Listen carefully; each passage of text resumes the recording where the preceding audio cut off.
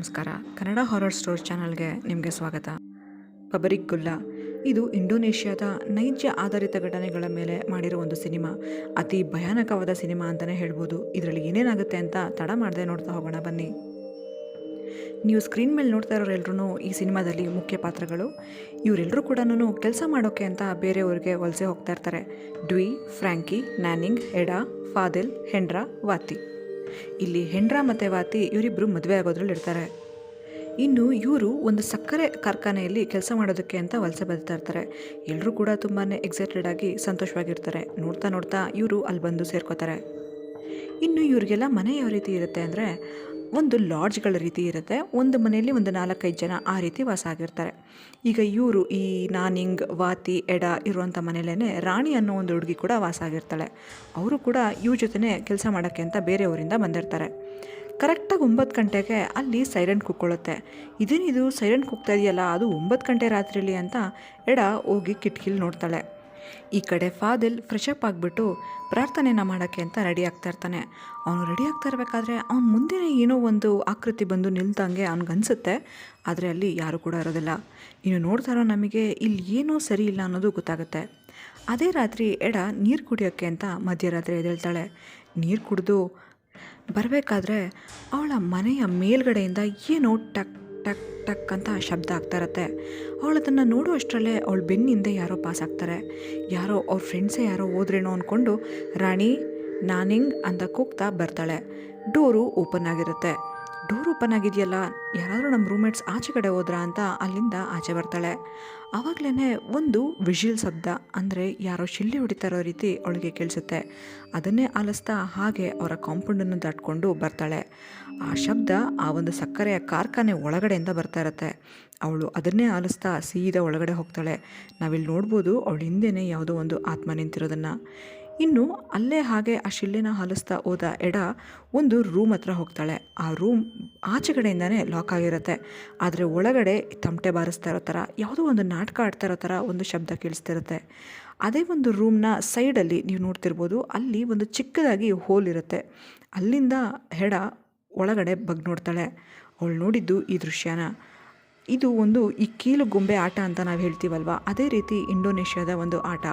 So ಇದನ್ನು ಅಲ್ಲಿ ಎಷ್ಟೋ ಜನ ಕೂತ್ಕೊಂಡು ನೋಡ್ತಾ ಇರೋ ಥರ, ಯಾರೋ ಅದನ್ನು ಪರ್ಫಾರ್ಮ್ ಮಾಡ್ತಾ ಇರೋ ಥರ ಅವಳಿಗೆ ಕಾಣಿಸುತ್ತೆ. ಅಷ್ಟರಲ್ಲೇ ಯಾರೋ ಅವಳ ಹಿಂದೆ ಪಾಸಾದಾಗೆ ಅವಳಿಗೆ ಅನುಭವ ಆಗುತ್ತೆ.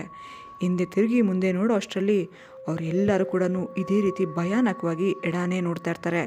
ಇದನ್ನು ನೋಡಿ ಅವಳು ಎದುರುಕೊಂಡು ಕೆಳಗಡೆ ಬಿದ್ದುಬಿಡ್ತಾಳೆ. ಇನ್ನು ತಡ ಮಾಡದೆ ಎದ್ದು ಅಲ್ಲಿಂದ ಓಡಿ ಬಂದುಬಿಡ್ತಾಳೆ. ಅವಳು ಓಡ್ತಾ ಇರುವಾಗ ನಾವು ಹಿಂದೆಗಡೆ ನೋಡ್ಬೋದು, ಯಾವುದೋ ಒಂದು ಕಪ್ಪದಾಗಿ ತುಂಬ ಶಕ್ತಿಶಾಲಿ ಜಿನ್ ಅಥವಾ ಒಂದು ದೊಡ್ಡ ಈವಿಲ್ ಸ್ಪಿರಿಟ್ನ ನಾವು ನೋಡ್ಬೋದು. ಇನ್ನು ಮರುದಿನ ಬೆಳಗ್ಗೆ ಆ ಒಂದು ಸಕ್ಕರೆ ಕಾರ್ಖಾನೆ ಇನ್ನೇನು 2-3 ದಿನದಲ್ಲಿ ಶುರು ಆಗೋದಿದೆ ಅಂತ ನಮಗೆ ಗೊತ್ತಾಗುತ್ತೆ. ಆ ಇನ್ಚಾರ್ಜ್ ಎಲ್ಲರನ್ನೂ ಕೂಡ ಸೇರಿಸಿ ಹೀಗೆ ಹೇಳ್ತಾ ಹೋಗ್ತಾಳೆ, ಯಾರು ಕೂಡ 6 ಗಂಟೆಗೊಂದು ಸೈರನ್ ನಡೆಯುತ್ತೆ. ಆ ಸೈರನ್ ನೋಡಿದಾಗ ನೀವು ಆಸುಪಾಸಲ್ಲೇ ಇರಬೇಕು. ಯಾರು ಕೂಡ ಎಲ್ಲೂ ಕೂಡ ದೂರ ಹೋಗೋ ಹಾಗಿಲ್ಲ. ಇನ್ನು 9 ಗಂಟೆಗೊಂದು ಸೈರನ್ ಆಗುತ್ತೆ. ಯಾರು ಕೂಡ ನಿಮ್ಮ ಲಾಡ್ಜ್ಗಳನ್ನ ಮೀರಿ ಆಚೆ ಬರೋ ಹಾಗಿಲ್ಲ. ಎಲ್ಲರೂ ನಿಮ್ಮ ಲಾಡ್ಜ್ಗಳಲ್ಲೇ ಇರಬೇಕು ಅಂತ ಹೇಳ್ತಾಳೆ. ಮತ್ತು ಇಲ್ಲಿ ಹೆಸರನ್ನು ಕರಿತಾ ಹೋಗ್ತಾರೆ. ಅವರವರು ಒಂದು ಗ್ರೂಪ್ಗಳಾಗಿ, ಟೀಮ್ಗಳಾಗಿ ಡಿವೈಡ್ ಆಗ್ತಾರೆ. ಅಂದರೆ ಇಲ್ಲಿ ಎಡಾ ಆ ಒಂದು ಸಕ್ಕರೆ ಕಾರ್ಖಾನೆಯ ಒಳಗಡೆ ಆಫೀಸ್ ವರ್ಕ್ನ ಮಾಡೋದು ಅಂತ ಕೆಲಸ ಸಿಗುತ್ತೆ. ಅದೇ ಇನ್ನು ಆ ಫ್ರ್ಯಾಂಕಿ ಇರ್ಬೋದು, ಇವರೆಲ್ರಿಗೂ ಆ ಒಂದು ಸಕ್ಕರೆ ಕಾರ್ಖಾನೆಗೆ ಆ ಒಂದು ಕಬ್ಬನ್ನು ಕೊಯ್ಬೇಕಲ್ವ, ಲೋಡ್ ಮಾಡಬೇಕಲ್ವ. ಸೊ ಆ ಥರದ ಕೆಲಸಗಳು ಸಿಗ್ತಾ ಹೋಗುತ್ತೆ. ಇನ್ನು ಈ ಕಡೆ ವಾತಿ, ಅವರಿಗೆಲ್ಲ ಕಂಪ್ಯೂಟರಲ್ಲಿ ಎಷ್ಟು ಒಂದು ಕಬ್ಬುಗಳವತ್ತು ಬಂತು, ಎಷ್ಟು ಸಕ್ಕರೆ ಅವತ್ತು ಉತ್ಪತ್ತಿ ಆಯಿತು, ಸೊ ಇದರ ಬಗ್ಗೆ ಅವರು ಫೀಡ್ ಮಾಡುವಂಥ ಕೆಲಸ ಸಿಗ್ತಾ ಹೋಗುತ್ತೆ. ಇನ್ನು ಅದೇ ದಿನ ಆ ಒಂದು ಕಬ್ಬನ್ನು ಕೊಯ್ಯುವಂಥ ಜಾಗದಲ್ಲಿ ಒಂದು ಚಿಕ್ಕದಾಗಿ ಬ್ರೇಕ್ ತೊಗೊಂಡಿರ್ತಾರೆ. ಆವಾಗ ಇಲ್ಲಿ ಫ್ರ್ಯಾಂಕಿ ಅಲ್ಲಿರೋರಿಗೆ, ನಿಮ್ಮೆಲ್ರಿಗೂ ಗೊತ್ತಾ 7 ವರ್ಷದ ಹಿಂದೆ ಇಲ್ಲಿ ಒಂದು ಈ ಸಕ್ಕರೆ ಕಾರ್ಖಾನೆಗೆ ಬೆಂಕಿ ಬಿದ್ದಿತ್ತಂತೆ. ಇನ್ಫ್ಯಾಕ್ಟ್ ಆ ಬೆಂಕಿಯ ಅವಘಡದಲ್ಲಿ ಎಷ್ಟೋ ಸಾವಿರಾರು ಜನ ಇಲ್ಲಿ ವರ್ಕ್ ಮಾಡ್ತಾ ಇದ್ದವರೆಲ್ಲ ಸುಟ್ಟು ಬೂದಿಯಾಗಿಬಿಟ್ಟಿದ್ದಾರೆ. ಈಗ ಅವರ ಆತ್ಮ ಇಲ್ಲಿ ಎಲ್ಲರಿಗೂ ಕಾಡುತ್ತಂತೆ. ಸೊ ಹಾಗಾಗಿ ಅಕಸ್ಮಾತ್ ನಿಮ್ಮ ಕಣ್ಣಿಗೆ ಯಾರಾದರೂ ಕಾಣಿಸ್ಕೊಂಡ್ರೆ ಅವಾಗಲೇ ಕ್ಷಮಿಸಿ ಅಂತ ಆ ಆತ್ಮಗಳಿಗೆ ಹೇಳಿ ಅಲ್ಲಿಂದ ಹೋಗ್ಬಿಡ್ಬೇಕು ಅಂತ ಅವನು ಅಲ್ಲಿರ್ತಕ್ಕಂಥ ಬೇರೆ ವರ್ಕರ್ಸ್ಗಳಿಗೆ ಹೇಳ್ತಾ ಇರ್ತಾನೆ. ಇನ್ನು ಆಲ್ಮೋಸ್ಟ್ ಹೊರಡೋ ಸಮಯ ಆಗಿರುತ್ತೆ. ಎಡ ಕೂಡ ಬೇಗ ಬೇಗ ಅವಳ ಕೆಲಸನ ಮಾಡ್ತಾ ಇರ್ತಾಳೆ. ಅದೇ ಸಮಯದಲ್ಲಿ ಅವ್ರ ಆಫೀಸಲ್ಲಿ ಯಾರು ಕೂಡ ಇರೋದಿಲ್ಲ, ಅವಳು ಒಬ್ಬಳೇ ಕೂತಿರ್ತಾಳೆ. ಆ ಸಮಯದಲ್ಲಿ ಕರೆಕ್ಟಾಗೆ ಅವಳ ಬೆನ್ನ ಹಿಂದೆನೇ ಯಾರೋ ಬಂದಾಗ ಅನಿಸುತ್ತೆ, ಈ ಥರ ಮಾತಾಡ್ತಾ ಇರೋ ಥರ ಅವಳಿಗೆ ಅನಿಸುತ್ತೆ. ಆದರೆ ಹಿಂದೆ ತಿರುಗಿ ನೋಡಿದ್ರೆ ಯಾರು ಕೂಡ ಇರೋದಿಲ್ಲ.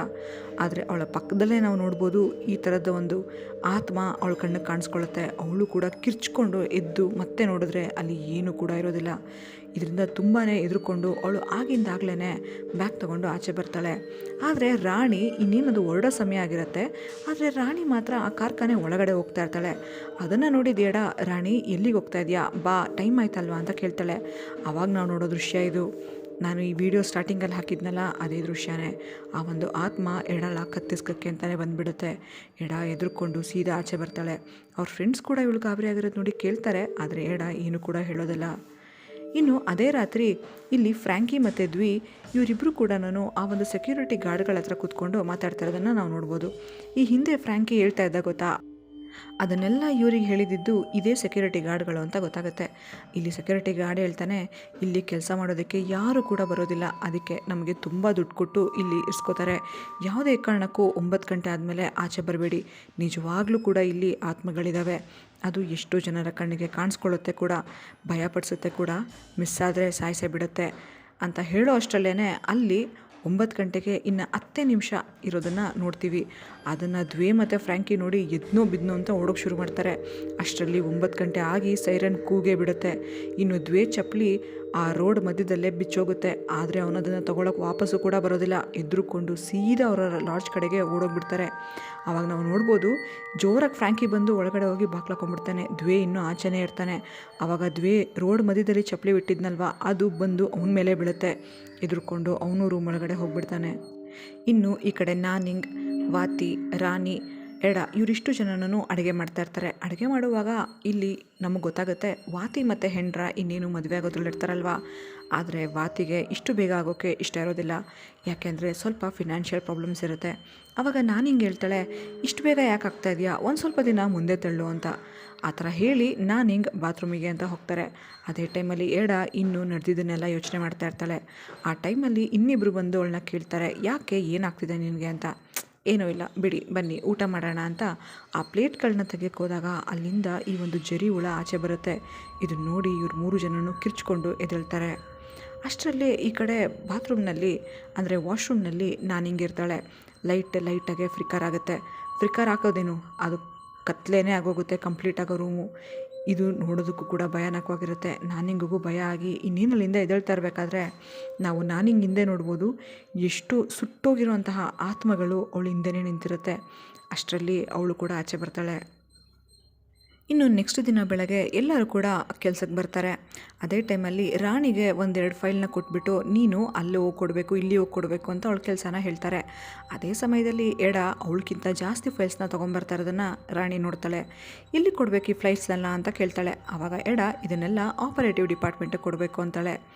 ಆವಾಗ ರಾಣಿ, ಅಯ್ಯೋ ನಾನು ಕೂಡ ಅಲ್ಲೇ ಹೋಗ್ತಾಯಿದ್ದೀನಿ, ಕೊಡು ಇದನ್ನು ತೊಗೊಂಡು ಹೋಗ್ತೀನಿ ಅಂತ 1-2 ಫೈಲ್ಸ್ನ ಎಡ ಕೈಲಿ ಇಸ್ಕೊಂಡು ಆಪರೇಟಿವ್ ಡಿಪಾರ್ಟ್ಮೆಂಟ್ ಕಡೆ ಹೋಗ್ತಾಳೆ.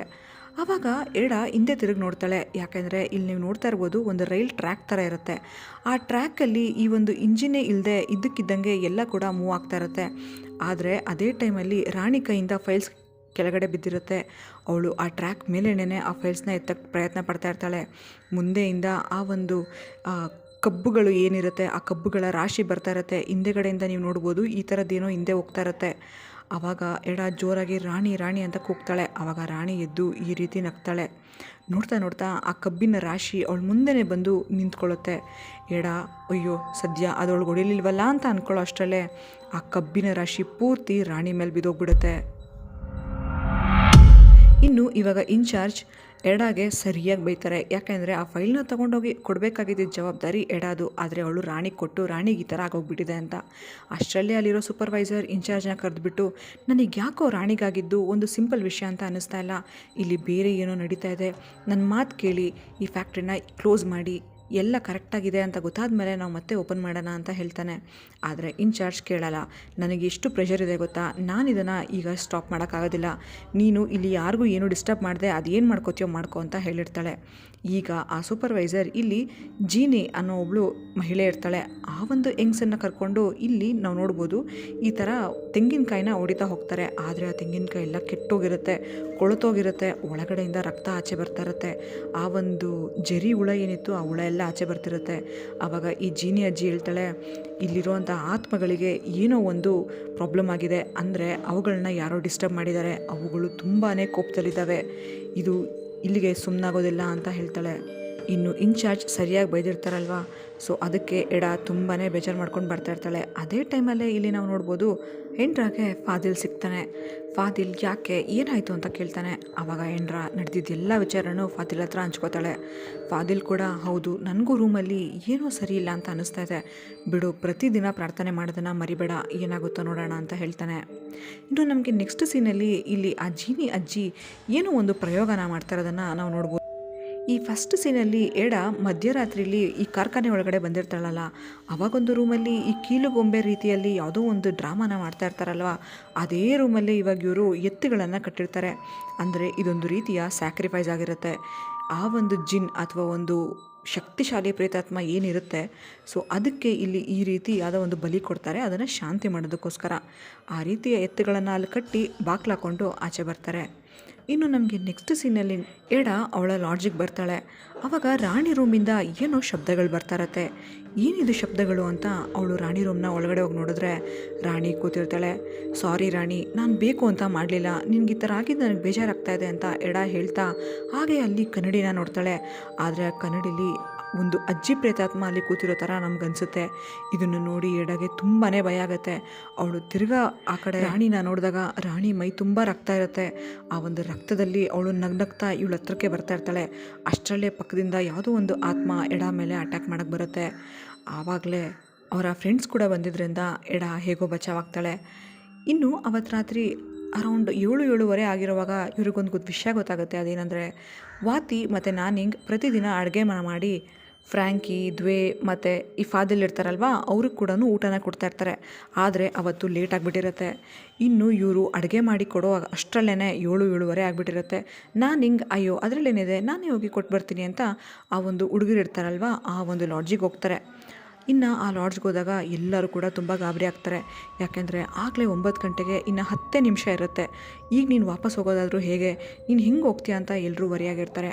ಆವಾಗ ನಾನು ಹಿಂಗೆ ಅಯ್ಯೋ ಅದಕ್ಕೆ ಯಾಕೆ ಅಷ್ಟು ಹೆದರ್ಕೋತೀರ, ನಾನು ಆರಾಮಾಗಿ ಹೋಗ್ತೀನಿ ಅಂತ ಹೇಳಿ ಓಡೋಕ್ಕೆ ಶುರು ಮಾಡ್ತಾಳೆ.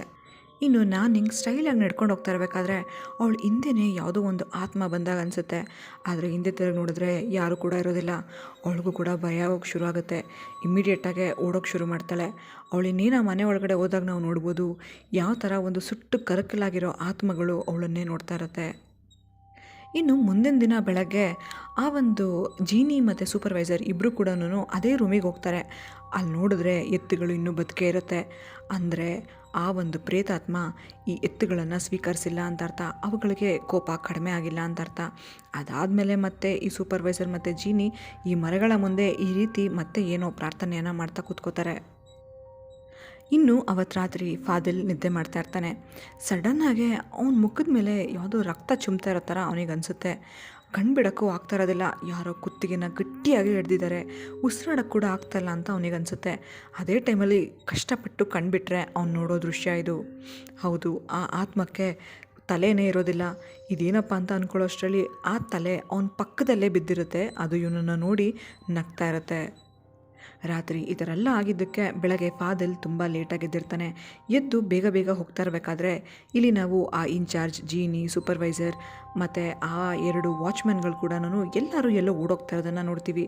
ಆವಾಗ ಇವ್ರನ್ನೇ ಫಾದಿಲ್ ಕೂಡ ಫಾಲೋ ಮಾಡ್ಕೊಂಡು ಹೋಗ್ತಾನೆ. ಇರುವಾಗ ಹೋಗೋದಿಲ್ಲ, ಬಚ್ಚಿಟ್ಕೊಂಡಿರ್ತಾನೆ. ಇವರೆಲ್ಲ ಹೋದ್ಮೇಲೆ ಆ ಬಾವಿಲಿ ಏನಿದೆ ಅಂತ ಹೋಗಿ ಬಗ್ ನೋಡ್ತಾನೆ. ಆದರೆ ಆ ಬಾವಿಲಿ ಯಾರೋ ಒಬ್ಬ ಸತ್ತೋಗ್ಬಿಟ್ಟಿರ್ತಾನೆ. ಅವನ ಬಾಯಲ್ಲಿ ಹೂವು ಇರೋದನ್ನು ಕೂಡ ನಾವು ನೋಡ್ಬೋದು. ಇದು ಭಯಾನಕವಾಗಿರುತ್ತೆ. ಇವನಲ್ಲಿಂದ ಎದುರ್ಕೊಂಡು ಇನ್ನೇನು ಹೊರಡಬೇಕು ಅನ್ನೋ ಅಷ್ಟರಲ್ಲಿ ಆ ಸೂಪರ್ವೈಸರ್ ಇವನ ಹತ್ರ ಬಂದು ಕೇಳ್ತಾನೆ, ಯಾಕೆ ನೀನು ಇಲ್ಲೇನು ಮಾಡ್ತಾಯಿದ್ಯಾ, ಕೆಲ್ಸಕ್ಕೆ ಹೋಗಿಲ್ವಾ ಅಂತ. ಅವಾಗ ಇವನು ಇಲ್ಲ ಹೋಗ್ತಾಯಿದ್ದೀನಿ, ಕ್ಷಮಿಸಿ ಅಂತ ಹೇಳ್ತಾನೆ.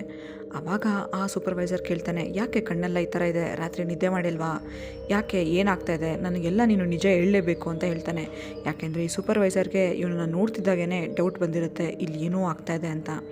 ಆವಾಗ ಇವನು ಎಡಾಗೆ ನಡೆದಿರುತ್ತಲ್ವ ಆ ಎಲ್ಲ ವಿಷಯಗಳನ್ನು ಕೂಡ ಹೇಳ್ತಾನೆ, ಮತ್ತು ಅವನ ಜೊತೆ ನಡೆದಿರೋ ವಿಷಯಗಳನ್ನು ಕೂಡ ಹೇಳ್ತಾನೆ. ಇಮಿಡಿಯೇಟಾಗಿ ಎಡನ ಕರ್ಕೊಂಡು ಬರ್ತಾನೆ.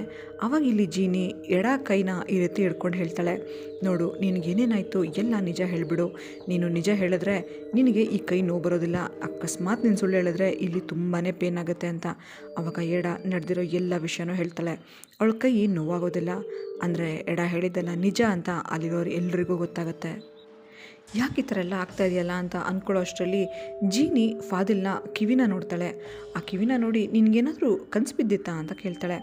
ಆವಾಗ ಫಾದಿಲ್ ನೆನಪು ಮಾಡಿಕೊಂಡು, ಹೌದು, ನಾವು ಬಂದಿದ್ದು 2ನೇ ದಿನವೇ ನನಗೊಂದು ಕನಸು ಬಿದ್ದಿತ್ತು. ಯಾರೋ ಆ ಒಂದು ಸಕ್ಕರೆ ಕಾರ್ಖಾನೆಯ ವೆಸ್ಟ್ ಸೈಡ್ಗೆ ಯಾರೋ ಒಬ್ಬ ಹುಡುಗ ಒಂದು ಹುಡುಗಿ ಇವರಿಬ್ಬರು ಕೂಡ ಹೋಗ್ತಾ ಇರೋದು ನನ್ನ ಕನಸಿಗೆ ಬಂದಿತ್ತು ಅಂತ ಹೇಳ್ತಾಳೆ. ಆವಾಗ ಜೀನಿ ಇವಳನ್ನ ಕೇಳ್ತಾನೆ, ಎಡ ನೀನು ಹೋಗಿದ್ದು ವೆಸ್ಟ್ ಸೈಡ್ಗೆನಾ ಅಂತ. ಆವಾಗ ಎಡ ಹೇಳ್ತಾಳೆ, ಇಲ್ಲ ನಾನು ಹೋಗಿದ್ದು ವೆಸ್ಟ್ಗಲ್ಲ, ಆ ಸಕ್ಕರೆ ಕಾರ್ಖಾನೆಯ ಪಕ್ಕದಲ್ಲೇನೇ ಒಂದು ವೇರ್ ಹೌಸ್ ಇರುತ್ತೆ ಈಸ್ಟಲ್ಲಿ, ನಾನು ಆ ಕಡೆ ಹೋಗಿದ್ದು ಅಂತ ಹೇಳ್ತಾಳೆ. ಆವಾಗ ಇವರು, ಅಯ್ಯೋ ಹಾಗಾದರೆ ಏನೋ ಒಂದು ಪ್ರಾಬ್ಲಮ್ ಆಗಿದೆ, ಏನು ಅಂತ ನಾವು ಈಗಿಂದೀಗಲೇ ಕಂಡುಹಿಡಿಬೇಕು ಅಂತ ಒಂದು ರಿಚುವಲ್ನ ಸ್ಟಾರ್ಟ್ ಮಾಡೋಕ್ಕೆ ಕೂರ್ತಾರೆ. ಇಲ್ಲಿ ಇವಾಗ ಜೀನಿ ಕೆಂಡನ ಹಾಕಿ ಗಾಜಿನ ಚೂರುಗಳನ್ನೆಲ್ಲ ಹಾಕಿ ಯಾವುದೋ ಒಂದು ರೀತಿಯ ರಿಚುವಲ್ನ ಮಾಡೋಕ್ಕೆ ಶುರು ಮಾಡ್ತಾಳೆ. ಒಂದು ಚಾಟಿನ ತಗೊಂಡು ಆ ಸೂಪರ್ವೈಸರ್ ಇರ್ತಾನಲ್ವ ಅವನ ಕತ್ತಿಗೆ ಹಾಕಿ ಎಳಿತಾಳೆ. ಎಳೆದಾಗ ಆ ಸೂಪರ್ವೈಸರ್ ಬಾಡಿನ ದೇಹನ ಆ ಜಿನ್ ಪ್ರವೇಶ ಮಾಡುತ್ತೆ. ಇನ್ನು ಆ ಜಿನ್ ಆ ಒಂದು ಕೆಂಡದ ಮೇಲೆ ಜೋರಾಗಿ ಓಡಾಡುತ್ತೆ, ಮತ್ತು ಅಲ್ಲೇ ಇರ್ತಕ್ಕಂತಹ ಗಾಜಿನಿರುತ್ತೆ, ಆ ಗಾಜಿನ ಮೇಲೂ ಅಷ್ಟೇ ತುಂಬ ಜೋರಾಗಿ ಓಡಾಡುತ್ತೆ. ಆ ಗಾಜನ್ನು ಕುತ್ಕೊಂಡು ತಿನ್ನುತ್ತೆ ಕೂಡ. ಇನ್ನು ಅದೇ ಟೈಮಲ್ಲಿ ಜೀನಿ ಆ ಚಾಟಿ ಏಟನ್ನ ಹೊಡಿತಾಳೆ. ಹೊಡೆದಿದ್ದ ತಕ್ಷಣವೇ ಬುಲೆಟ್ ವೇಗದಲ್ಲಿ, ಎಷ್ಟು ಅಂದರೆ ಗಾಳಿ ಥರ ಪಟ್ಟಂತ ಅದು ಎಲ್ಲೋ ಓಡ್ಕೊಂಡೋಗುತ್ತೆ. ಅದನ್ನೇ ಫಾಲೋ ಮಾಡಿಕೊಂಡು ಇವರು ಎಲ್ಲರೂ ಓಡೋಗ್ತಾರೆ. ಅದು ವೆಸ್ಟ್ ಸೈಡಲ್ಲಿ ಒಂದು ರೂಮಿಗೆ ಹೋಗಿರುತ್ತೆ. ವಿಚಿತ್ರ ಏನಪ್ಪ ಅಂದರೆ ಆ ರೂಮ್ನ ಈ ಜೀನಿ ಆಚೆಯಿಂದ ಲಾಕ್ ಮಾಡಿರ್ತಾಳೆ. ಆದರೂ ಕೂಡ ಆ ಸೂಪರ್ವೈಸರ್ ಒಳಗಡೆ ಹೋಗಿರ್ತಾನೆ. ಇನ್ನು ಆ ರೂಮ್ನ ಓಪನ್ ಮಾಡಿಕೊಂಡು ಒಳಗಡೆ ಬಂದಾಗ ಅಲ್ಲಿ ನಮಗೊಂದು ವಿಗ್ರಹ ಅಂದರೆ ಒಂದು ಶಿಲೆ ಇರೋದನ್ನು ನಾವು ನೋಡ್ಬೋದು. ಆವಾಗ ಇಲ್ಲಿ ಇವರೆಲ್ಲ ಕೇಳ್ತಾರೆ, ಇದೆಲ್ಲ ಏನು ಅಂತ. ಆವಾಗ ಈ ಜೀನಿ ಇವಾಗ ಹೇಳ್ತಾ ಹೋಗ್ತಾಳೆ, ಬ್ರಿಟಿಷರು ಇದ್ದಂಥ ಕಾಲದಲ್ಲಿ ಇಲ್ಲಿ ಒಂದು ಮಹಾರಥ್ ಅನ್ನೋ ಒಂದು ಜಿನ್ನಿನ ಮಹಾರಾಜ ಇದ್ದ. ಅವನು ಜಿನ್ನುಗಳಿಗೆ ಮಹಾರಾಜ. ಅವನ ಜೊತೆ ಒಂದು ಒಪ್ಪಂದನ ಮಾಡ್ಕೊಂಡಿರ್ತಾರೆ ಆಗಿನ ಕಾಲದಲ್ಲಿ ಇದ್ದಂತಹ ಜನಗಳು. ಅದೇನು ಅಂದರೆ ಇಲ್ಲಿ ಇವ್ರುಗಳಿಗೆ ಯಾವುದೇ ಥರದ ಸಮಸ್ಯೆಗಳನ್ನು ಉಂಟು ಮಾಡೋದಿಲ್ಲ. ಈ ರೂಮ್ ಒಳಗಡೆ ಯಾವುದೇ ಕಾರಣಕ್ಕೂ ಯಾರೂ ಕೂಡ ಬರೋದಿಲ್ಲ. ಈ ಜಿನ್ಗಳ ಮಹಾರಾಜ ಮಹಾರಥ್ ಅಂತ ಏನು ಕರೀತಾರೆ, ಅವನಿಗೆ ಯಾವುದೇ ಥರ ಡಿಸ್ಟರ್ಬೆನ್ಸ್ನ ಉಂಟು ಮಾಡೋದಿಲ್ಲ. ಎಲ್ಲಿವರೆಗೂ ಮಹಾರಥ್ನ ಯಾರು ಡಿಸ್ಟರ್ಬ್ ಮಾಡಲ್ವೋ ಅವನು ಕೂಡ ಯಾರಿಗೂ ಡಿಸ್ಟರ್ಬ್ ಮಾಡೋದಿಲ್ಲ. ಆದರೆ ಇಲ್ಲಿಗೆ 7 ವರ್ಷದ ಹಿಂದೆ ಈ ಸಕ್ಕರೆ ಕಾರ್ಖಾನೆಯಲ್ಲಿ ಏನೋ ಒಂದು ಅವಘಡ ಆಗಿಬಿಟ್ಟಿರುತ್ತೆ. ಅದು ಯಾಕಾಗಿರುತ್ತೆ ಅಂದರೆ ಯಾರೋ ಒಬ್ಬರು ಈ ರೂಮ್ ಒಳಗಡೆ ಪ್ರವೇಶ ಮಾಡಿಬಿಟ್ಟಿರ್ತಾರೆ. ಅದಕ್ಕಾಗಿಯೇ ಅದಾಗಿರುತ್ತೆ. ಈಗ ಮತ್ತೆ ಒಂದು ಹುಡುಗ ಹುಡುಗಿ ಈ ರೂಮ್ ಒಳಗಡೆ ಬಂದುಬಿಟ್ಟಿದ್ದಾರೆ. ಅದಕ್ಕೆ ಈಗ ಜಿನ್ ಮಹಾರಥ್ ಸೇಟ್ ತೀರಿಸ್ಕೊಳ್ದೆ ಹೋಗೋದಿಲ್ಲ. ಯಾರು ಏನು ಅಂತ ನಾವು ಆದಷ್ಟು ಬೇಗ ಕಂಡುಹಿಡಿಬೇಕು ಅಂತ ಹೇಳ್ತಾಳೆ. ಅಷ್ಟರಲ್ಲಿ ಆ ಸೂಪರ್ವೈಸರ್ ಅಲ್ಲೇ ಇದ್ದಂಥ ಒಂದು ಪೆಟ್ಟಿಗೆನ ಓಪನ್ ಮಾಡಿ ತೋರಿಸ್ತಾನೆ. ಇಲ್ಲಿ ನಾವು ಮಹಾರಥ್ಗೆ ಸಂಬಂಧಪಟ್ಟಂತಹ ಚಿಹ್ನೆಗಳನ್ನು ಇಟ್ಟಿರ್ತೀವಿ, ಆದರೆ ಇವಾಗ ಅದು ಕಳ್ತನ ಆಗಿದೆ. ನಿಮ್ಮಲ್ಲೇ ಯಾರೋ ಒಬ್ಬರು ಅದನ್ನು ಕದ್ಕೊಂಡೋಗಿದ್ದಾರೆ, ಅದಕ್ಕೆ ಮಹಾರಥ್ಗೆ ಇಷ್ಟು ಕೋಪ ಬಂದಿರೋದು ಅಂತ ಹೇಳ್ತಾಳೆ.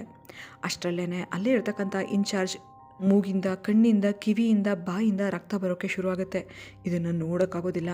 ಇಮಿಡಿಯೇಟಾಗಿ ಪಾಪ ಅವಳನ್ನು ಕರ್ಕೊಂಡೋಗ್ತಾರೆ.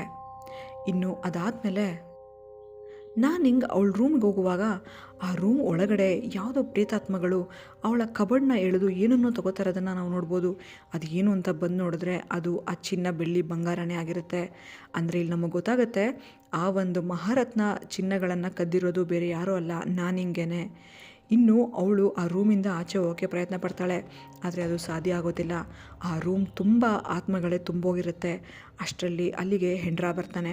ಹೆಂಡ್ರ ಬಂದು ಅವಳನ್ನು ಸ್ವಲ್ಪ ಸಮಾಧಾನ ಮಾಡ್ತಾನೆ. ಸರಿ, ನಾವಿಲ್ಲಿಂದ ಮೊದಲು ಹೋಗೋಣ ಬಾ ಅಂತ ಆ ಚಿಹ್ನೆಗಳನ್ನೆಲ್ಲ ತಗೊಂಡು ರೂಮಿಂದ ಆಚೆಗಡೆ ಬರ್ತಾರೆ. ಇಡೀ ಸಿಟಿ, ಆ ಒಂದು ಊರೇನೇ ಆತ್ಮಗಳಿಂದ ತುಂಬೋಗಿರುತ್ತೆ. ಆವಾಗ ನಾವಿಲ್ಲಿ ನೋಡ್ಬೋದು, ಇಷ್ಟೊತ್ತು ಹೆಂಡ್ರ ಅಂತ ಅಲ್ಲಿ ಏನಿದ್ದ ಅವನು ನಿಜವಾದ ಹೆಂಡ್ರ ಅಲ್ಲ, ಅದು ಕೂಡ ಒಂದು ಆತ್ಮನೇ. ಇದನ್ನು ನೋಡಿ ನಾನು ಹಿಂಗೆ ಸಿಕ್ಕಾಪಟ್ಟೆ ಭಯ ಪಟ್ಕೋತಾಳೆ. ಅವಳು ಚೀರಾಟ ಕಿರ್ಚಾಟನ ಕೇಳಿಸ್ಕೊಂಡು ನಿಜವಾದ ಹೆಂಡ್ರ ಅಲ್ಲಿಗೆ ಬರ್ತಾನೆ. ಇನ್ನು ಈ ಕಡೆ ವಾತಿ, ದ್ವೇ ಇವರೆಲ್ಲರೂ ಕೂಡ ತುಂಬಾ ಟೆನ್ಷನ್ ಮಾಡ್ಕೊಂಡಿರ್ತಾರೆ. ಯಾಕೆಂದರೆ ಎಷ್ಟೊತ್ತಾದರೂ ಕೂಡ ನಾನಿಂಗೆ ಇನ್ನೂ ಮನೆಗೆ ಬಂದಿಲ್ಲ, ಈ ಕಡೆ ಎಡ ಕೂಡ ಮನೆಗೆ ಬಂದಿಲ್ಲ, ಇವರೆಲ್ಲ ಎಲ್ಲೋದ್ರು ಅಂತ ಯೋಚನೆ ಮಾಡ್ತಾ ಇರ್ತಾರೆ. ಅಷ್ಟರಲ್ಲಿ ಇಲ್ಲಿ ನಾವು ನೋಡ್ಬೋದು ಎಡ ಮತ್ತು ಫಾದಿಲ್ ಇಬ್ಬರು ಕೂಡ ಮನೆ ಒಳಗಡೆ ಬರ್ತಾರೆ. ಮನೆಗೆ ಬಂದು ನಾನಿಂಗ್ ರೂಮ್ಗೆ ಹೋದಾಗ ಒಂದು ಬ್ರೇಸ್ಲೆಟ್ ಅವಳ ಬೆಡ್ ಕೆಳಗಡೆ ಬಿದ್ದಿರುತ್ತೆ. ಅದನ್ನ ನೋಡಿ ಇವ್ರಿಗೆಲ್ಲ ಅರ್ಥ ಆಗುತ್ತೆ, ಓಹೋ ಆ ಚಿನ್ನನ ಕಳ್ತನ ಮಾಡಿದ್ದು ಬೇರೆ ಯಾರೋ ಅಲ್ಲ ನಾನಿಂಗೆ ಅಂತ. ಇನ್ನು ನಡೆದಿರೋ ಎಲ್ಲ ವಿಷಯನೂ ಕೂಡ ಅಲ್ಲಿದ್ದಂಥ ಫ್ರ್ಯಾಂಕಿ, ದ್ವೇ, ವಾದಿ ಇವರೆಲ್ರಿಗೂ ಕೂಡ ಹೇಳ್ತಾರೆ. ಇವರೆಲ್ಲರೂ ಕೂಡ ಇವಾಗ ನಾನಿಂಗ್ನ ಮೂಲೆ ಮೂಲೆಯಲ್ಲೂ ಹುಡ್ಕೋಕ್ಕೆ ಶುರು ಮಾಡ್ತಾರೆ. ಇನ್ನು ಈ ಕಡೆ ಫಾದಿಲ್ ಹುಡುಕ್ತಾ ಹೋಗ್ತಾ ಇರಬೇಕಾದ್ರೆ ಅವನ ಹಿಂದೆನೇ ರಾಶಿ ರಾಶಿ ಆತ್ಮಗಳು ನಿಂತಿರೋದು ನಮ್ಮ ಕಣ್ಣಿಗೆ ಕಾಣಿಸುತ್ತೆ. ಇನ್ನು ಅದೇ ಟೈಮೇ ಅವ್ನ ಫ್ರೆಂಡ್ ಒಬ್ಬ ಬಂದುಬಿಟ್ಟು ಬೇಗ ಬಾ ಅಂತ ರೂಮ್ ಒಳಗಡೆ ಕರ್ಕೊಂಡು ಹೋಗ್ತಾನೆ. ಆದರೆ ರೂಮ್ ಒಳಗಡೆ ಕರ್ಕೊಂಡೋಗಿದ್ದು ಅವ್ನ ಫ್ರೆಂಡ್ ಅಲ್ಲ, ಅದು ಕೂಡ ಒಂದು ಆತ್ಮನೇ. ಆವಾಗ ನಾವು ಸ್ಟಾರ್ಟಿಂಗಲ್ಲಿ ಎಡ ಆ ಒಂದು ಕಾರ್ಖಾನೆಗೆ ಹೋದಾಗ ಒಂದು ಕಪ್ಪದಾಗಿದ್ದಂತಹ ಒಂದು ಪ್ರೇತಾತ್ಮನ ನಾವು ನೋಡಿದ್ವಿ ಅಲ್ವಾ, ಅದೇ ಒಂದು ಆತ್ಮನೇ ಇಲ್ಲಿ ಫಾದಿಲ್ನ ಕತ್ತಿಸ್ಕೋಕೆ ಬರುತ್ತೆ. ಆದರೆ ಪಾಪ ಫಾದಿಲ್ ಹೇಗೋ ಮಾಡಿ ಪ್ರಾರ್ಥನೆಗಳನ್ನು ಹೇಳಿ ಅಲ್ಲಿ ತಪ್ಪಿಸ್ಕೋತಾನೆ. ಈ ಕಡೆ ಎಡ ಮತ್ತು ವಾದಿ ಇವರಿಬ್ಬರು ಕೂಡ ನಾನಿಂಗ್ನ ಹುಡ್ಕೊಂಡು ಬರ್ತಾ ಇರಬೇಕಾದ್ರೆ ಈ ಹಿಂದೆ ರಾಣಿ ರೂಪದಲ್ಲಿ ಒಂದು ಅಜ್ಜಿ ದೇವ ಕಾಣಿಸ್ಕೊಂಡಿತ್ತಲ್ವ, ಆ ಅಜ್ಜಿ ದೇವ ಇವರಿಬ್ಬರನ್ನ ಅಟ್ಯಾಕ್ ಮಾಡೋಕ್ಕೆ ಶುರು ಮಾಡುತ್ತೆ. ಇನ್ನು ಈ ಕಡೆ ಫ್ರ್ಯಾಂಕಿ ಮತ್ತು ದ್ವೇ ಇವರಿಬ್ಬರಿಗೆ ಆ ಒಂದು ಉಚ್ಚಾಸ್ಪತ್ರೆಯಲ್ಲಿ ಒಂದು ಮಹಿಳೆ ದೇವ ಇರುತ್ತಲ್ವ, ಆ ದೇವ ಇವರಿಬ್ಬರಿಗೆ ಯಾವ ಕಡೆ ಹೋದರೂ ಕೂಡ ಬಿಡದೆ ಕಾಡ್ತಾ ಇರುತ್ತೆ. ಅಷ್ಟರಲ್ಲಿ ಇವರಿಬ್ಬರಿಗೆ ಫಾದಿಲ್ ಸಿಗ್ತಾನೆ. ಇನ್ನು ಇವರೆಲ್ಲರೂ ಈ ಥರ ಹುಡುಕ್ತಾರೋ ಅಷ್ಟರಲ್ಲಿ 9 ಗಂಟೆ ಆಗಿ ಸೈರನ್ ಬಡ್ಕೊಳ್ಳುತ್ತೆ. ಇದೇ ಟೈಮ್ಗೆ ಆ ಚಿನ್ನನ ಎಲ್ಲಿ ತೊಗೊಂಡಿದ್ವೋ ಅಲ್ಲೇ ಇಟ್ಬಿಡೋಣ ಅಂತ ನಾನಿಂಗ್ ಮತ್ತು ಹೆಂಡ್ರ ಇವರಿಬ್ಬರು ಕೂಡ ಅದೇ ರೂಮ್ಗೆ ಬರ್ತಾರೆ. ಬಂದು ಆ ಒಂದು ಬಾಕ್ಸ್ ಒಳಗಡೆ ಆ ಚಿನ್ನನೆಲ್ಲ ಹಾಕ್ತಾರೆ. ಆವಾಗಲೇ ಜೀನಿ ಹೇಳ್ತಾಳೆ ಒಂದು ಬ್ರೇಸ್ಲೆಟ್ ಮಿಸ್ ಆಗಿದೆ ಅಂತ. ಅಷ್ಟರಲ್ಲೇ ಅದೇ ಟೈಮ್ಗೆನೇ ಎಡ ಕೂಡ ಅಲ್ಲಿಗೆ ಬಂದು ಬ್ರೇಸ್ಲೆಟ್ನ ಕೊಡ್ತಾರೆ. ಸೊ ಅದನ್ನೆಲ್ಲನೂ ತೊಗೊಂಡು ಒಳಗಡೆ ಇಡ್ತಾರೆ. ಆವಾಗ ಜೀನಿ ಕೇಳ್ತಾಳೆ, ಆ್ಯಕ್ಚುಲಿ ಈ ಒಂದು ಚಿನ್ನ ಬೆಳ್ಳಿ ಆಭರಣಗಳೇನಿದೆ ಇದು ಎಲ್ಲರ ಕಣ್ಣಿಗೂ ಹಾಗೆ ಕಾಣೋದಿಲ್ಲ, ನೀವಿಬ್ಬರು ಏನು ಮಾಡಿದ್ರಿ ಇಲ್ಲಿ, ನಿಮಗೆ ಏನಕ್ಕಿದು ಕಾಣಿಸ್ತು ಅಂತ. ಆವಾಗ ಇಲ್ಲಿ ಅವರಿಬ್ಬರು ನಿಜಾನ ಒಪ್ಕೋತಾರೆ. ಅದೇನು ಅಂದರೆ ಇಲ್ಲಿಗೆ ಬಂದಿದ್ದು 2ನೇ ದಿನವೇ ಇವರಿಬ್ಬರು ಅದೇ ರೂಮಲ್ಲಿ ಒಂದಾಗಿರ್ತಾರೆ. ಈ ಮುಂಚೆನೂ ಇವ್ರು ಈ ಥರ ಎಲ್ಲ ಮಾಡಿರ್ತಾರೆ, ಆದರೆ ಇಲ್ಲಿಗೆ ಬಂದಾಗಲೂ ಅದನ್ನು ಮಾಡಿರ್ತಾರೆ. ಪಾಪ ಇದು ಯಾವುದು ಕೂಡ ವಾತಿಗೆ ಗೊತ್ತಿರೋದಿಲ್ಲ. ವಾತಿಗೆ ಪಾಪ ಹೆಂಡ್ರ ಜೊತೆನೇ ಮದುವೆ ಫಿಕ್ಸ್ ಆಗಿರೋದು. ಈ ಕಡೆ ನಾನಿಂಗ್ ವಾತಿಗೆ ಬೆಸ್ಟ್ ಫ್ರೆಂಡ್. ಇವರಿಬ್ಬರು ಮೋಸ ಮಾಡಿರೋದನ್ನು ಆ ಹುಡುಗಿಗೆ ತಡ್ಕೊಳಕ್ಕಾಗೋದಿಲ್ಲ. ಅವಳು ಜೋರಾಗಿ ಅಳ್ತಾ ಒಂದು ಕಡೆ ಹೋಗಿ ಕೂತ್ಕೊತಾಳೆ. ಆ ಕೂತ್ಕೊಂಡಿರ್ಬೇಕಾದ್ರೆ ನಾವು ನೋಡ್ಬೋದು ಅವಳ ದೇಹಕ್ಕೆ ಆ ಒಂದು ಮಹಾರತ್ ಜಿನ್ ಏನಿದೆ ಅದು ಪ್ರವೇಶ ಮಾಡುತ್ತೆ. ಪ್ರವೇಶ ಮಾಡಿ ನಿಮ್ಮನ್ನು ಯಾರನ್ನು ಕೂಡ ನಾನು ಬಿಡೋದಿಲ್ಲ, ಎಲ್ಲರನ್ನೂ ಕೂಡ ನಾನು ನಾಶ ಮಾಡಿಬಿಡ್ತೀನಿ ಅಂತ ಹೇಳ್ತಿರ್ತಾಳೆ. ಅದೇ ಟೈಮಲ್ಲಿ ಎಲ್ಲರೂ ಕೂಡ ಅವ್ರವ್ರ ಲಾಡ್ಜಿಂದ ಆಚೆಗಡೆ ಬಂದು ಯಾವುದೋ ಆತ್ಮದಿಂದ ಪೊಸೆಸ್ ಆಗಿರೋ ರೀತಿ ವರ್ತಿಸ್ತಾ ಇರ್ತಾರೆ. ಇನ್ನು ಈ ಮುಂದೆ ಒಂದು ರಿಚುವಲ್ನ ಮಾಡುವಾಗ ಅಲ್ಲಿ ಗಾಜಿನ ಚೂರುಗಳನ್ನೆಲ್ಲ ಬಿಸಾಕಿದ್ರಲ್ವ, ಅಲ್ಲಿ ಬಂದು ಎಲ್ಲರೂ ಕೂಡ ಗಾಜಿನ ಚೂರನ್ನ ತಿಂತಾ ಇರ್ತಾರೆ. ಇನ್ನು ಕೆಲವರು ಅವ್ರ ಮೇಲೆ ಅವರೇ ಹಲ್ಲೆನ ಮಾಡ್ಕೋತಾ ಇರ್ತಾರೆ. ಪಾಪ ಈ ಫ್ರ್ಯಾಂಕಿ, ದ್ವೇ ಎಷ್ಟೇ ತಡೆಯೋಕ್ಕೆ ಪ್ರಯತ್ನ ಪಟ್ಟರು ಆಗ್ತಿರೋದಿಲ್ಲ. ಇನ್ನು ಈ ಕಡೆ ವಾತಿನ ಜೀನಿ ಹೇಗೋ ಮಾಡಿ ಕೆಳಗಡೆ ಕರೆಸ್ತಾಳೆ, ಆದರೆ ಕಂಪ್ಲೀಟಾಗಿ ಗುಣ ಮಾಡೋದಾಗೋದಿಲ್ಲ. ಆವಾಗ ಇಲ್ಲಿ ನಮಗೊಂದು ಗೊತ್ತಾಗುತ್ತೆ, ಅದೇನೆಂದರೆ ಆ ರೂಮ್ನಲ್ಲಿ ಒಂದು ಅಕ್ರಮ ಸಂಬಂಧನ ಇವ್ರು ಇಟ್ಕೊಂಡಿರ್ತಾರಲ್ವ ನಾನಿಂಗ್ ಮತ್ತು ಹೆಂಡ್ರ, ಅದಕ್ಕೋಸ್ಕರನೇ ಅವ್ರಿಗೆ ಆ ಚಿನ್ನಗಳು ಕಾಣಿಸಿರುತ್ತೆ. ಅಂದರೆ ಇಲ್ಲಿ ಮಹಾರತ್ ಬೇಕು ಅಂತಲೇ ಆ ಒಂದು ಚಿನ್ನನ ಇವರು ತಗೊಳ್ಳೋದಕ್ಕೆ ಪ್ರೇರೇಪಿಸಿರುತ್ತೆ. ಆವಾಗ ಇವರ ಚಿನ್ನನ ಮುಟ್ಟಿದ್ರಿಂದ ಈಗದು ಮತ್ತೆ ಆ ರೂಮಿಂದ ಆಚೆ ಕಡೆ ಬಂದು ಎಲ್ರಿಗೂ ತೊಂದರೆ ಕೊಡ್ತಾ ಇರುತ್ತೆ. ಇನ್ನು ಅಲ್ಲೇ ಒಂದು ಮೂಲೆಯಲ್ಲಿ ಎಡ ಕೂತ್ಕೊಂಡು ಈ ಥರ ಪೊಸೆಸ್ ಆಗಿ ಏನೋ ಒಂದನ್ನು ಮಾಡ್ತಾ ಇರೋದನ್ನು ನಾವು ನೋಡ್ಬೋದು. ಅಂದರೆ ಎಡ ಇಲ್ಲಿ ಪೊಸೆಸ್ ಆಗಿ ಕಲೋನಿಯಲ್ ಅಂದರೆ ಬ್ರಿಟಿಷ್ ಇರ್ತಕ್ಕಂತಹ ಕಾಲಕ್ಕೆ ಹೋಗಿರ್ತಾಳೆ. ಅಲ್ಲಿ ಈ ಒಂದು ನಾವು ಕೀಲುಗೊಂಬೆ ಆಟದ ರೀತಿಯೇ ಇಲ್ಲಿ ಒಂದು ಆಟನ ಆಡ್ತಾ ಇರೋದನ್ನು ಅವಳು ನೋಡ್ತಾಳೆ. ಮತ್ತು ಯಾವುದೋ ಒಂದು ಹೆಣ್ಣು ಗಂಡನ್ನು ಅವರು ಬದುಕಿರುವಾಗಲೇ ಊತಾಗ್ತಾ ಇರೋದನ್ನು ಕೂಡ ಅವಳು ನೋಡಿರ್ತಾಳೆ. ಇದನ್ನು ನೋಡ್ತಾ ಇದ್ದಂಗೆನೇ ಅವಳು ಮೂರ್ಛೆ ತಪ್ಪಿ ಬಿದ್ದೋಗ್ಬಿಡ್ತಾಳೆ. ಅವಳೇ ಅಲ್ಲ, ಅಲ್ಲಿ ಯಾರೆಲ್ಲ ಪೊಸೆಸ್ ಆಗಿರ್ತಾರೋ ಅವರೆಲ್ಲರೂ ಕೂಡ ಬಿದ್ದೋಗ್ಬಿಡ್ತಾರೆ.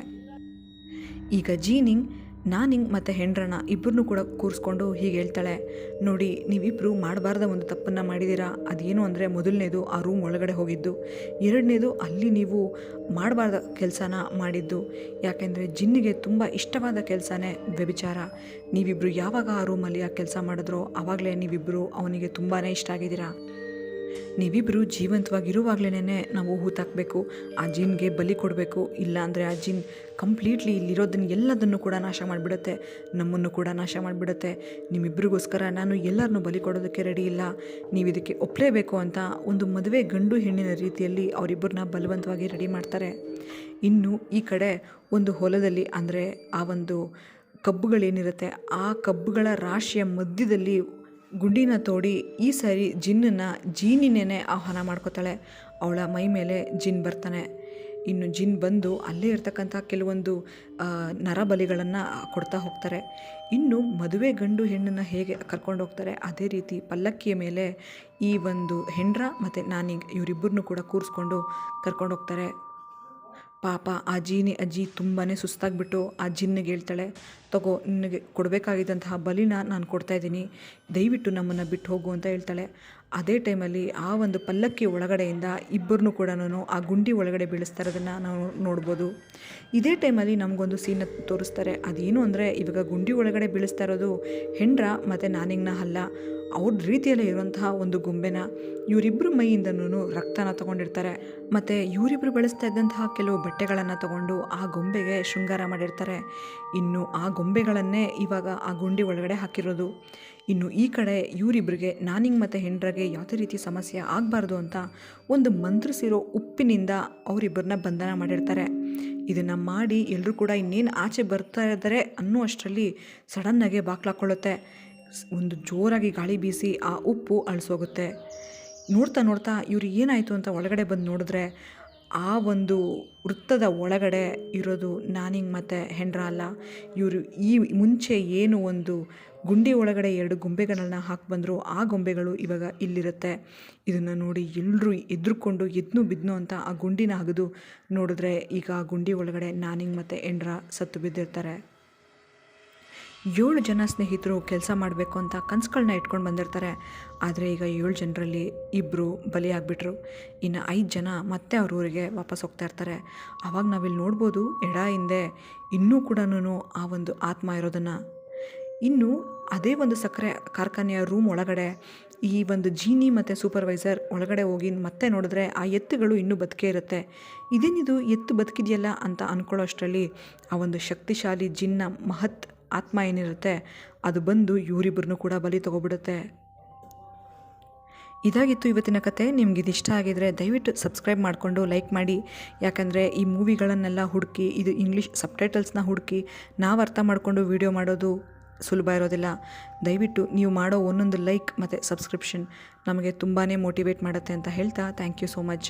ನಿಮಗೆ ಪಮಾಲಿ ಪಾರ್ಟ್ 2 ಮತ್ತು ಇನ್ನೂ ಯಾವ ಥರ ಮೂವಿ ಬೇಕು ಅನ್ನೋದನ್ನು ಕಮೆಂಟ್ ಸೆಕ್ಷನಲ್ಲಿ ಕಮೆಂಟ್ ಮಾಡಿ ತಿಳಿಸಿ. Thank you for watching my video. Thank you so much.